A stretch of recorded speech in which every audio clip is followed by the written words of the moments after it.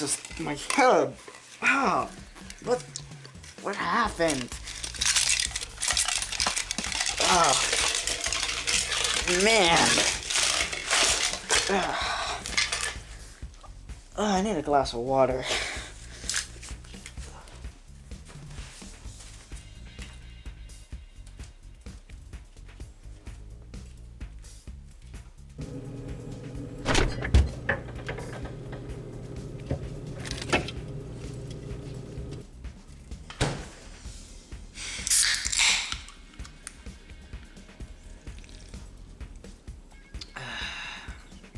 Hey, good morning.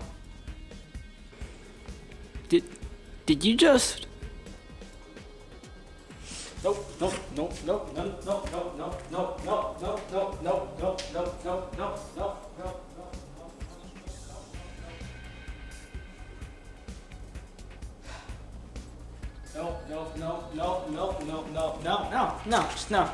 Just no. No.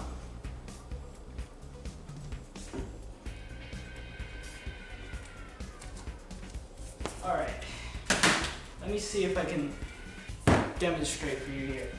Alright, let's see. So there are two types of things that exist. Things that can talk and have thoughts and shit, and things that can't. Things that can talk include humans and some parrots. So, it's a parrot. Right? Things that can't talk include literally everything fucking else. Including, but not limited to, stuffed animals, which you are. Stop taking notes! You're not real! Alright.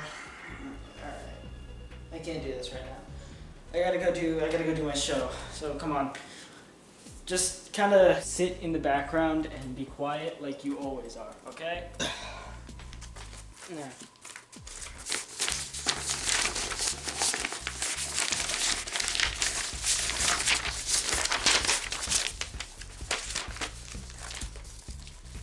Okay, alright. We're talking about home today. Well, that's fitting, I guess. Alright, here we go. Hello, boys and girls, and welcome to Eli's Movie Couch. So, I have a question for you today. Who doesn't like The Big Bang Theory? Besides everyone! And B, when I do kid, you will know it by my use of the word bazinga. Bazinga! I think it's pretty safe to say that everyone and their cat hates this show. Due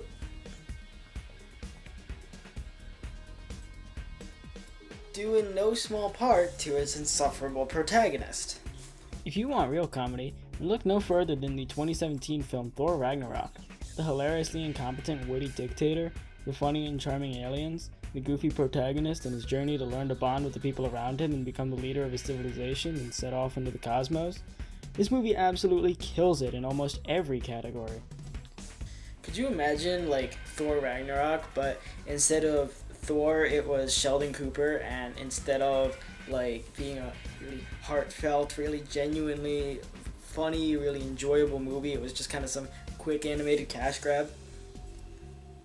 Yeah, that'd be terrible.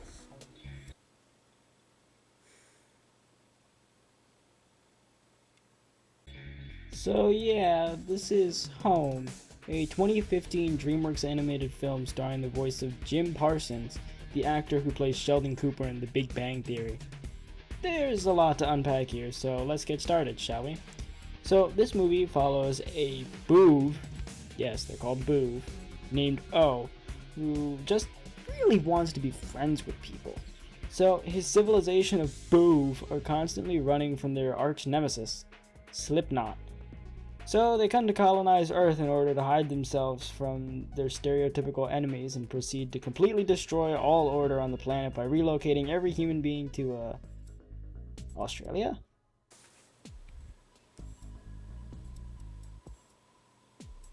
Then we're introduced to our marginally less insufferable main character who was separated from her mother when the aliens came around.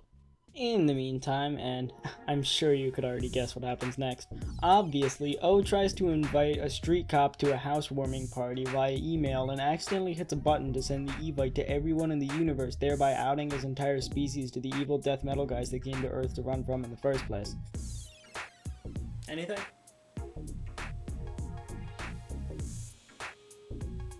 So then the two protagonists meet up in a gas station in a scene that could honestly give anyone a headache. Out now? No, you cannot come into the out now. You can never come into the out ever again. But I can.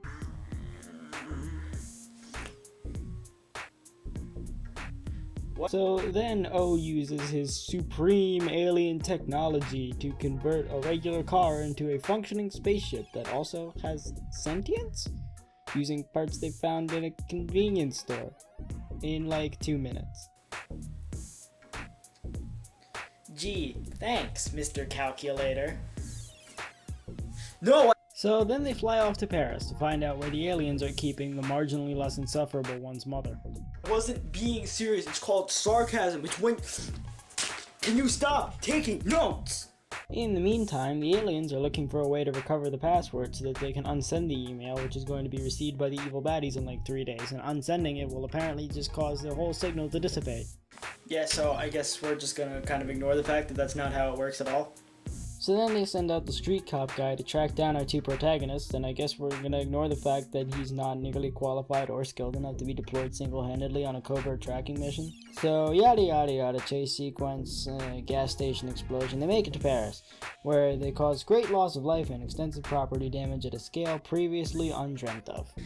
Because nothing really says fun kids movie like billions of dollars in property damage and thousands of innocent people losing their lives, ain't that right? Wait.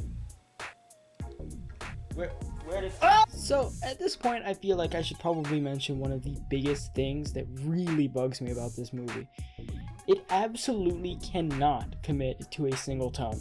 Every time it gets close to having a consistent feeling, it pulls some bullshit 180 and throws in a retarded joke or some pitiful attempt at drama or a fucking Ariana Grande song, and it completely ruins whatever they had going. And there were so many scenes and ideas that could have been great if they could just actually commit to a tone.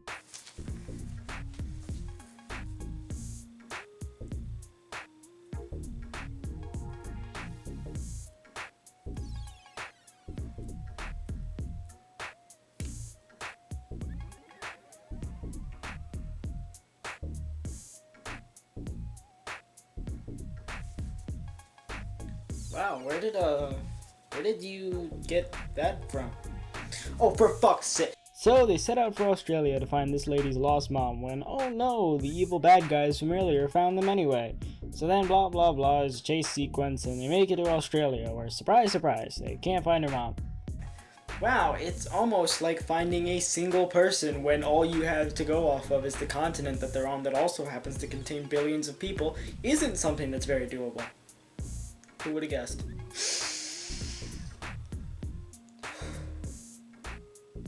So then the Boof run away again and O goes with them because that's how it works. So they fly away and everything is sad.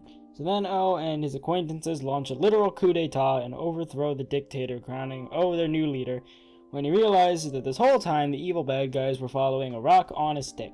So then he goes back to Earth where he helps this lady find her mom, and then the evil baddies show up and start fucking moping.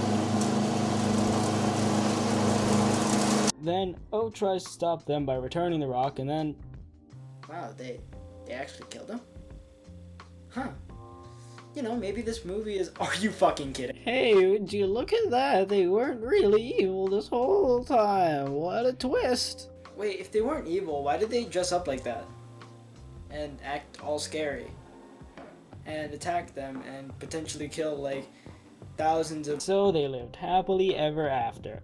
In a ruined society with trillions of dollars in property damage, a fully collapsed government and society, and great loss of life and general economic destruction, and what will always be remembered for the rest of history as the greatest period of economic and social destruction since the Dark Ages.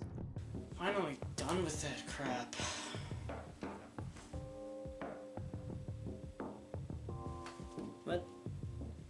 makes you say that?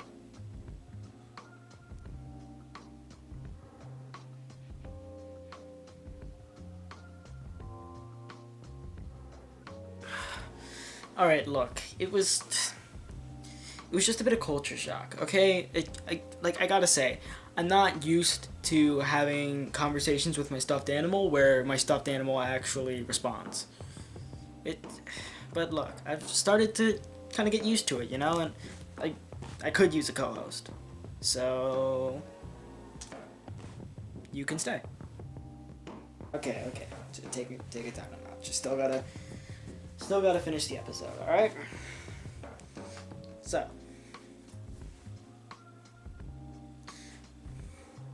thanks for stopping by. And from all of us here at Eli's Video Bazaar, see you next time.